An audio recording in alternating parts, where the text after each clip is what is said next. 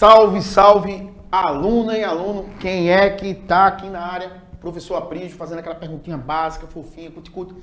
Tem aluno aí? Eu espero que sim. Por favor, produção, vou pedir para a produção, vou voltar para a próxima imagem, para que esse aluno possa, mais uma vez, reforçar. Abre essa imagem aí, produção, para que o aluno não tenha dúvida. Quem é que está aqui na área? Perfeito. Qual é a nossa aula? Eu vou pedir para a produção já, de antemão, isso, deixa aberto aí. Puxei a quem? Essa pergunta que não quer calar. Transmissão de características hereditárias. Essa informação, gente, ou melhor, essa aula tem uma importância singular. Por quê? Ela tem por objetivo dar as primeiras ferramentas intelectuais, dar o primeiro repertório intelectual, para que você possa compreender esse ambiente que tem uma relevância tão grandiosa para a nossa vida. Para a forma que a gente se enxerga e para a forma que a gente vê as pessoas que estão ao nosso redor, as pessoas que a gente ama. Então, eu te convido a prestar atenção nessa aula porque tem uma importância ímpar. Então, você vai começar a aprender, a entender como tudo isso funciona. E aí, abre novamente essa imagem aí, por favor, produção. Qual o objetivo? O que a gente deseja construir com você? Compreender que a hereditariedade é um fenômeno que representa a condição de semelhança existente entre ascendentes. E quem seriam esses ascendentes, gente? A geração parental ou a geração dos teus pais. Então, quando eu falo dessa geração parental, essa geração está ligada aos teus pais. E as descendentes, a geração filial, a geração dos filhos, que entraria você. Através da contínua transferência de instruções em forma de códigos, as bases nitrogenadas. Já a gente vai falar um pouquinho mais sobre ela, tá? São 4 letrinhas, mas pode-se dizer aqui, me permita fazer a alegoria, a analogia, as 4 letrinhas que fazem você ser quem você é. Coisa mais fofa, tá vendo? Escritas no material genético. Molécula de ácido desoxirribonucleico. Tio Aprígio vai repetir de novo. Molécula de ácido desoxirribonucleico. Também conhecido como DNA. É mais fofo assim, né? É mais conhecido. DNA. Então, quando eu penso em ácido desoxirribonucleico, que é um nome, né, chique, é nada mais nada menos, se a gente for abreviar isso do inglês, quer dizer o quê? DNA. E aí, orientando a formação, desenvolvendo e a manutenção de um ser vivo. Então, dito tudo isso, vamos agora para o nosso próximo slide, porque abre essa imagem aí, produção. A gente vai trafegar, a gente vai caminhar a partir desses nomes aí que vocês estão vendo, a partir desses atores, que aí a gente vai destacar o genoma, o cromossomo, o gene, as bases nitrogenadas, ou a base nitrogenada e o RNA. E, claro, não deixando de ressaltar essa relação que ele tem com o DNA. E aí eu queria destacar aquela informação ali, ó, que a espécie humana carrega em torno de 28 mil genes. Dependendo da literatura, entre 28 até 30 mil genes, tá? A gente não chega a ter... A gente está em torno da mesma quantidade de genes que teria, por exemplo, uma espiga de milho, uma ameba, por incrível que pareça, gente. Pode ter até mais genes do que a gente. Mas veja que coisa interessante. Dá pra gente então perceber que não são só os genes que fazem você ser quem você é. Existem outros fatores que corroboram para você ser quem você é. Porque a gente quer que você tenha teu senso crítico extremamente trabalhado, de forma que você possa vislumbrar um ambiente favorável para você sair do reino da necessidade para o reino da liberdade. Dito tudo isso, abre essa imagem novamente, por favor, produção. Então, o genoma humano. O que seria esse então de genoma? Se vocês perceberem ali, tem uma espécie, um conjunto de umas moléculas, de uma estrutura que a gente chama de cromossomos. Então, o genoma seria todo o teu patrimônio genético, seria todo o teu material genético que está lá guardadinho, que está reunido, que está gerenciado, que está devidamente sendo bem administrado lá no núcleo da célula. Ó, reúne toda a informação genética, guarda essa informação, ó, toda a informação genética dos seres vivos. Está guardado dentro da onde, gente? Dentro do núcleo das células do nosso corpo. Então, quando eu penso de núcleo celular, de uma célula eucarionte, que no caso aqui da espécie humana, claro, deixando isso bem registrado, que a gente está usando como grande referencial as células eucariontes humanas, a gente teria um genoma com essas características que é importante você deixar isso bem registrado, tá? Essa reunião desse material genético que se encontra onde, gente? No núcleo celular. Quando a gente pensa nesse material genético, nesse patrimônio genético, para que ele fique organizadinho, para que ele garanta a segurança dessas informações que fazem o ser humano ser quem ele é, que faz você ser quem você é, a gente vai pensar em quem? Cromossomos. Porque, gente, o cromossomo é uma forma inteligente, é uma forma de gerenciar, guardar essas moléculas, guardar essa molécula de uma forma que ela fique o quê? Protegida. Então, o que seriam os cromossomos? Homens e mulheres trazem sempre 23 pares de cromossomo, ou seja, volta aqui comigo. Quando você pensar em espécie humana, nós temos 46 cromossomos, tá? 44 que a gente chama de autossômicos e 2 sexuais. No caso do homem, XY. O homem ele é heterozigótico quando se fala justamente dos cromossomos sexuais. Já a mulher ela é homozigótico, XX. Tá com dúvida? Tá pensando assim, peraí, Apri, é muita informação. Esse material vai estar aqui disponível para você visitar quantas vezes você quiser.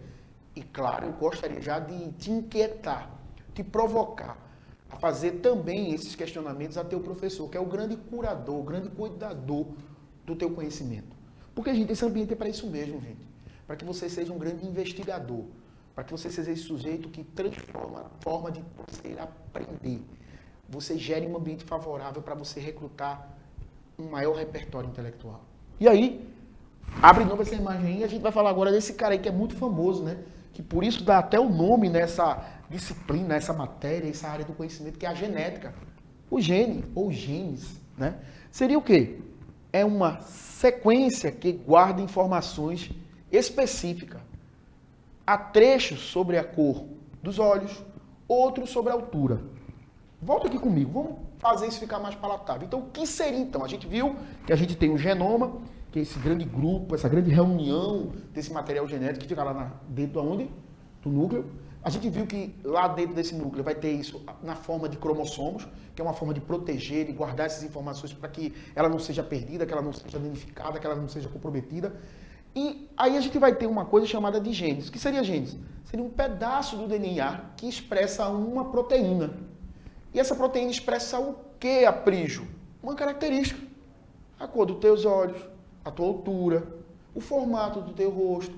Porque você lembra que você herda 50% do teu material genético da tua mãe e 50% do teu papai, através do quê? Do gameta masculino, que é produzido lá nos testículos, o espermatozoide, e através do gameta feminino, que é produzido no óvulo da mamãe. Então, essas células, que são células haploides, que são células que tem, que a gente chama de que tem apenas a metade dos cromossomos, ao se encontrarem, vão gerar um novo indivíduo que vão ter o quê? A sua carga cromossômica completa, tá? Então, quando você pensar quem você é, as características que você tem a ver com o que, gente? Com os teus genes. E aqui eu vou trazer à luz a uma coisa que vocês vão ver a gente falar muito nas próximas aulas e nas aulas futuras de genética. Genótipo e fenótipo. Sempre quando você pensar em genótipo, tem a ver com o teu genoma, tem a ver com os teus genes. E quando eu falo de fenótipo, é a relação, o diálogo que vai ter entre quem? Entre o teu material genético e o meio ambiente. Que é um exemplo bem clássico. Eu vou citar aqui um exemplo que talvez até você fique pensando assim, é sério, Apri, é isso mesmo? Gêmeos idênticos, por que eles têm digitais diferentes? Você já se perguntou por isso? É simples. Na hora que está se formando as digitais de um bebê lá dentro do útero da mãe, lá dentro daquela região protegida, né, da placenta, onde está lá o líquido amniótico, esse bebê ele interage com aquele ambiente, a mãozinha dele está interagindo. Boa parte das tuas digitais tem a ver com a tua genética, com o teu genoma, com teus genes, com o teu genótipo. Mas a outra tem a ver com o teu toque, com tua interação com aquela região. Um bebê, mesmo eles sendo gêmeos idênticos, essa relação vai ser diferente. E, consequentemente, esse toque vai fazendo com que essas digitais sejam únicas e diferentes. Então, por isso que mesmo gêmeos idênticos, só eles têm a mesma. Cada um tem a sua digital e não há como ser ninguém, pode ter certeza, ninguém vai ter a tua digital. Até mesmo gêmeos idênticos, que têm o mesmo material genético. Então, posso dizer aqui, vou tomar liberdade para fazer aqui, momento, você precisa saber antecipadamente. Tá certo? Então, formação que com certeza vai fazer você ver isso de forma diferente. Essa relação entre fenótipo e genótipo. E aí, abre novamente essa imagem aí, produção. Eu não poderia deixar de falar das bases nitrogenadas. Adenina, citosina, guanina e timina. Que eu falei anteriormente, fazendo aquela alegoria, aquela analogia, as chamadas letrinhas da vida. A letrinha que faz você ser quem você é. Vê que coisinha mais cuticute, né? São cadeias que se combinam para formar os genes. Então você pode ver que está tudo aí conversando, está tudo aí dialogando. E ali, falar de uma fita simples, né? Volta aqui comigo. Porque quando eu penso, gente, em células eucariontes, lembre-se, eu sempre vou pensar o DNA, aquela fita dupla, tá? Onde essas bases nitrogenadas vão estar conversando através de pontes de hidrogênio. A gente vai ter aula, gente, que vai aprofundar mais sobre isso. Mas a gente tem uma fita, gente, que é importantíssima, que é o DNA. Desculpa, que é o RNA, tá? O RNA mensageiro, ele é aquele que vai levar as instruções, é aquele que vai ser o grande engenheiro para se produzir as proteínas, tá? Através de um processo que a gente vai chamar de transcrição, tradução. A gente também vai ter uma aula sobre isso. Então, vai ter uma relação lá com os ribossomos, que aí vai fazer todo esse processo, vai ter um RNA transportador. A gente vai ter uma aula que vai com certeza aprofundar sobre isso. Mas mesmo assim, teve uma pontinha de dúvida? E é maravilhoso, porque não esqueçam, aquele que não tem dúvida é porque está mal informado. Então, quando eu falo de RNA, ou entender que esse RNA ele se formou a partir do que, gente? Da fita dupla do DNA. Ó, o DNA comanda o que a célula vai fazer. As ordens são mandadas por meio de uma molécula chamada de quê?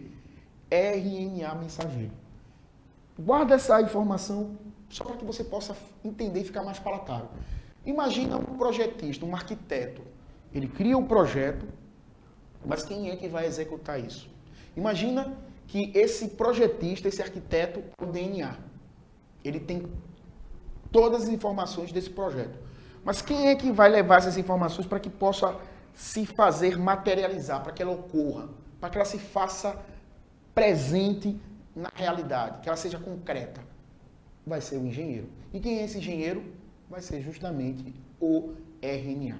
E aí, como a gente já falou, em questão aqui, a gente está trazendo luz ao RNA mensageiro. Está trazendo a mensagem do DNA. Faz essa proteína aqui. Faz. Gente, preciso que você faça essa proteína aqui. Tá? Os ribossomos vão lá, vão fazer a transcrição, a tradução e aí sucessivamente. Mas é um momento que a gente vai poder aprofundar isso. Então, a partir desses 5 atores aqui, né? Genoma, cromossomo, gene, base nitrogenada e RNA, a gente já começa a entender como é que tudo isso é processado. O que é que faz você ser quem você é? Por que você parece mais com mamãe? Por que você parece mais com papai? A historinha começa aqui, gente. Vamos lá, gente. Por favor, produção, abre já a próxima imagem para que a gente não possa perder tempo. Então, como a gente falou, ó, o genoma está onde, gente? No núcleo dessa célula. Então, lá os cromossomos, tá? A gente vai ver que esses cromossomos, ele é nada mais do que de uma forma condensada, como se fosse, imagina uma estrutura toda enovelada, como se fosse um grande novelo de lã. É mais ou menos isso. Essa analogia é o que eu posso usar assim, para você mais ou menos tentar vislumbrar, entender. E aí você vai ter uma área do DNA, ou seja, uma região do DNA que expressa uma característica, que expressa uma proteína, a gente chama isso de gene. E quais são as bases nitrogenadas? Tá ali, ó, citosina, adenina, guanina e timina. E aí, já vou pedir para a produção já. Isso. Aí temos os cromossomos, que eles se encontram onde, gente? Lá naquela região que onde a gente chamou de genoma, no núcleo da célula. Esses cromossomos é nada mais nada menos do que DNA condensado, protegido, né? E essas estruturas aí, ó, percebam aí quando a gente vai, vamos dizer assim, abrindo essa estrutura, quando a gente vai se aprofundando nessa estrutura, a gente vê que ela é constituída, ela é formada de quê? De DNA, o ácido desoxirribonucleico. E aí, no nosso próximo slide, a gente vai ver quem agora? O próprio gene. E o gene é o que, gente? Volta aqui comigo. Se a gente estivesse olhando aqui esse cromossomo aqui, que veio da onde? Que veio lá do núcleo, que ele é feito de DNA, que esse núcleo a gente tem onde quê? Aquilo que a gente chamou de genoma, que é esse agrupamento, essa reunião desse material genético, que está lá protegido na forma de cromossomo. a gente vai ter um pedaço do DNA que expressa uma característica, que expressa uma proteína, como, por exemplo, o formato do teu corpo, a tua altura, o formato dos teus olhos, características que são tanto visíveis, mas também não visíveis. Por exemplo, o teu tipo sanguíneo, algum tipo de predisposição a uma doença. Então, são coisas que estão intimamente associadas, gente, a essa questão do gene. E aí, esse pedacinho é que vai justamente expressar. E a gente futuramente pode até falar de uma coisa chamada de edição gênica, que está muito em moda, tá? E principalmente em tempos que a gente fala aí de transgênicos, biotecnologia, é um tema que vai estar sempre em voga. E aí, já vou pedir para a produção justamente já abrir essa imagem que é para a gente falar um pouquinho sobre as chamadas bases nitrogenadas. Que é quem, gente, as bases nitrogenadas? A gente vai ter a citosina e a guanina. Lembre-se sempre, quando eu pensar assim, citosina e guanina, elas vão estar sempre tendo esse casamento entre elas. E quando eu falo entre adenina e timina, sempre vai ter esse casamento. Volta aqui comigo, eu vou dar aqui, pedir permissão a vocês para dar uma espécie de bizu de dica. Quem eu sei que vai se combinar com quem? Sempre elas estão se combinando na forma de pares. Citosina e guanina. Então, é só você pensar que aqui você vai ter adenina e timina. Agnaldo, Timóteo e ali Gal Costa. Sempre quando você pensar citosina e guanina, estão se combinando. Então, Gal Costa. Quando eu pensar em adenina e timina, Agnaldo, Timóteo. Eu não sei se foi o melhor exemplo que eu dei, mas fica a dica. Caso você pense assim, Agnaldo, Timóteo, opa, adenina, timina, Gal, Costa, guanina, citosina. Espero que tenha ajudado. Mas também se não ajudou, gente, vou repetir, ó. Citosina com guanina, adenina com timina. Mas fica a dica e esse vídeo está aqui para você mesmo, visitar e ver quantas vezes for necessário. Mas vamos lá para o nosso próximo slide, que é falar mais um pouquinho do DNA. Como a gente falou, ó, timina com adenina, guanina com citosina, se combinando, dialogando, conversando. E essa fita dupla, ela vai também servir de um modelo para justamente formar o RNA mensageiro, que vai levar a mensagem. O grande arquiteto manda uma mensagem para ser executada por esse engenheiro, que é o RNA, tá? E aí, já vou pedir para a produção ir para o nosso próximo slide, que é um momento que é importantíssimo, que é o momento você precisa saber. Produção, por favor, volta aqui comigo, antes de eu quero chamar a atenção com relação a essa informação, que é uma informação muito, mas muito fresquinha.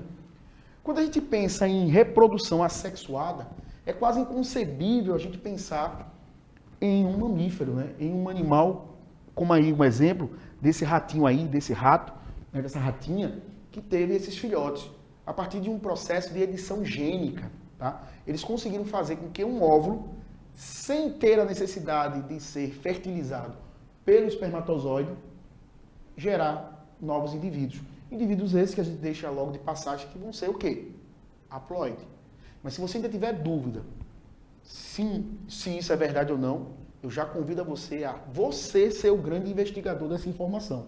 Tá? É uma informação que com certeza vai fazer você começar a questionar essa relação humana, né, com o que diz respeito à visão tradicional de gerar um novo indivíduo. Então, fica aqui a dica, fica aqui um ambiente de inquietação para te tirar do reino da necessidade para o reino da liberdade. Então, reprodução assexuada. E por que reprodução assexuada? Já que teve a presença do gameta masculino. Eu queria ressaltar para vocês que quando eu falo de reprodução, quando ela é sexuada, tem que ter troca de material genético. Houve troca de material genético? Não, só foi a partir do óvulo. Então a gente pode dizer que é uma espécie de partenogênese feita a partir de uma edição gênica, tá? E se você quiser também aprofundar, lembra-se que você tem o teu professor para te dar mais informações ainda, porque eu te convido, gente, a ser esse sujeito que questiona, esse grande cuidador, esse grande curador do teu conhecimento, que é teu professor. E aí, ó, né?